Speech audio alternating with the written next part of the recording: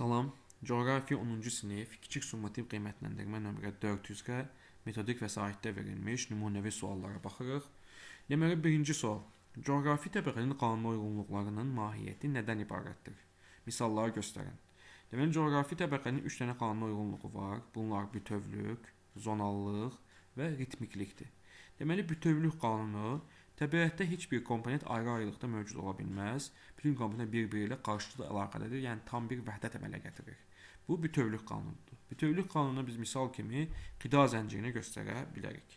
Sonra zonallıq qanuna uyğunluğu. Zonallıq coğrafi enlikdən asılı olaraq, yəni dəyişən amillər zonal amillərdir. Buna biz iqlim, torpaq, bitki, heyvanlar aləmini misal göstərə bilərik. Ritmiklik isə təbiətdə təkrarlanan proseslərdir. Məsələn, gündüzün və gecənin bir-birini əvəz etməsi və yaxud da 4-cü dövr buzlaşması, mussonlar, məhsul yığımı, şehin düşməsi, bunlar hamısı ritmiklik proseslərə misal göstərilə bilər. Sonra ikinci sual. Verilən şəkildəki çay yataqlarını müqayisə edin və cədvəli doldurun. Deməli, bizə 2 dənə çay yatağı verilib, A və B. A düzənlik çaydır, B isə dağ çayıdır.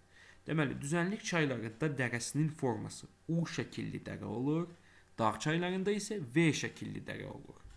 Eroziyanın növü və intensivliyi. Deməli, A çayında yan eroziya olur, B çayında isə dib eroziya. Axın sürəti A çayında aşağı olur, B çayında isə yüksək olmalıdır, çünki dağ çayıdır. Üçüncü sual. Şəkildə hansı coğrafi qanuna uyğunluq təsvir edilmişdir? Deməli, bu şəkildəki görürük ki, biz dağın ətəyindən zirvəsinə doğru landşaftların bir-birini əvəz etməsini görürük biz. Buna şaquli zonallıq və yaxud da hündürlük qurşaqları deyilə bilər. Sonra 4-cü sualda bizə məsələ verilib. Mənbəyi okean səviyyəsindən 2500 metr yüksəklikdə olan çay 240 metr yüksəklikdə əsas çaya tökülür. Bu çayın uzunluğu 1400 km-dirsə, onun meyilliyini tapın deyilir bizə məsələdə. Deməli, çayın meyilliyini tapmaq üçün düsturumuz meyillik, yəni M bərabərdir. Çayın düşməsi bölünsün çayın uzunluğu şəklindədir. Onun üçün əvvəlcə biz çayın uzunluğunu tapmalıyıq. Çayın uzunluğu da çayın düşməsini tapmalıyıq. Çayın düşməsi də çayın mənbəyi, yəni 2500 metr çıxılsın çayın mənsəbi 240 metr. Bu da bizə bərabərdir eləyir 2260 metr. Deməli, 2260 metr bizim üçün çayın düşməsidir. İndi çayın düşməsi tapdıq, bir uzunluğu da bizə verilib və çayın meylini asanlıqla biz tapa bilərik. Yəni, M bərabərdir. Çayın düşməsi, yəni 2260 metr bölünsün 1400 kilometr. 1400 kilometr. Bu da bizə bərabərdir eləyir. Hesablayaq bunu. 2260 bölünsün 1400 bərabərdir. Təxmini 1,6. 1,6 metr bölünsün kilometr şəklində olmalıdır cavab. Metr bölünsün kilometr. Deməli, bu oldu 4-cü sualımız. 5-ci sual. Bizə qoruq və milli parklar verilib və sağlıqlar və onunla mühafizə olan komponentləri biz uyğunlaşdırmalıyıq. 5-ci sualda. Deməli, birinci sual. Bəsit çay qoruğu. Bəsit çay qoruğu bildiyimiz ki, Zəngilanda yerləşir və orada şərq çinarları qorunulur. C bəndi olmalıdır. Ağgöl qoruğu su quşlarının qorunduğu qoruqdur. Buraya F gəlməlidir. İlisu qoruğu. İlisu qoruğunda Böyük Qafqazın cənub yamacındakı təbii komplekslər qorunulur.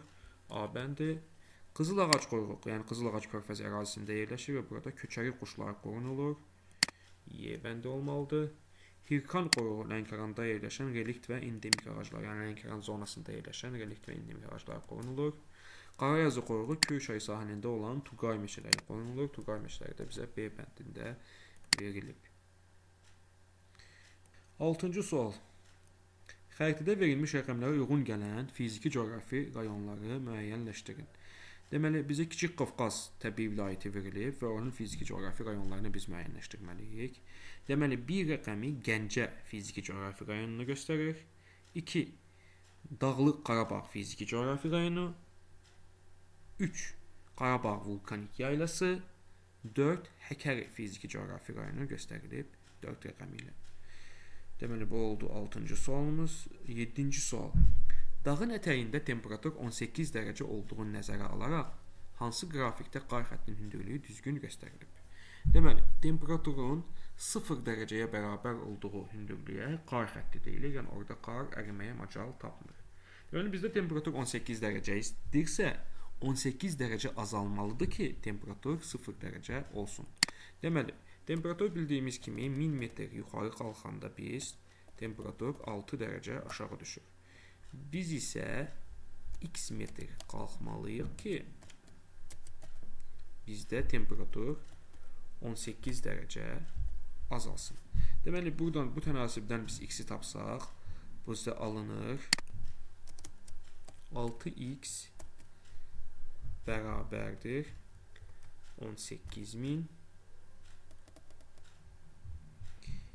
və buradan da x-i tapsaq biz, x bərabərdir alınır bizdə 18.000 bölünsün 6 bərabərdir 3.000. Yəni, bizdə qar xəttinin hündürlüyü 3000 metr olmalıdır. Bizə 3000 metrdə ikinci sxemdə verilib. Yəni, düzgün cavab 2-ci bənd olmalıdır. Sonra 8-ci sual. Temperatur və yağıntıların paylanmasını göstərən qrafik hansı fiziki coğrafi rayon üçün xarakterikdir? Fikrinizi əsaslandırın.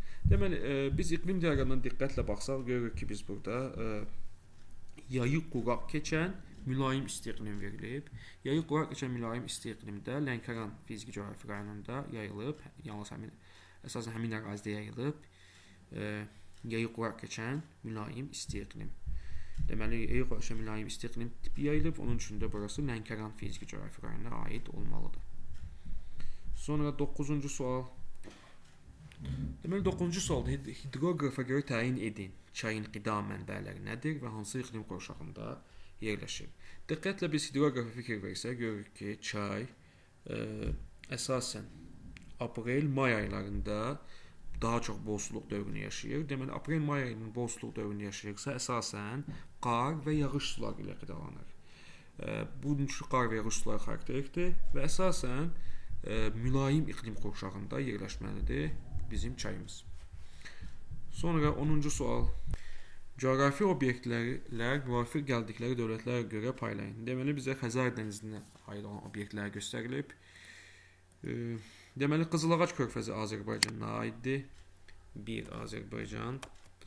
Sonra Bektaş Türkmənistan ərazisinə aiddir. Volqa Rusiya ərazisinə tökülür, Xəzər dənizinə. Mangistau Qazaxıstana aiddir. Türkmənbaşı Türkmənistana aiddir. Sonra Əncəli İrana aiddir.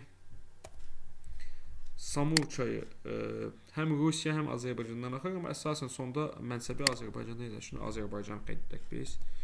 Amma Rusiyada qeyd etmək olar. Həştərxan Rusiya ərazisindən keçir. Rusiya ərazisində yerləşən şəhərdir, liman şəhəri. Səfidrud İrandan axan çaydır. Buzaçi yarımadası yerləşir.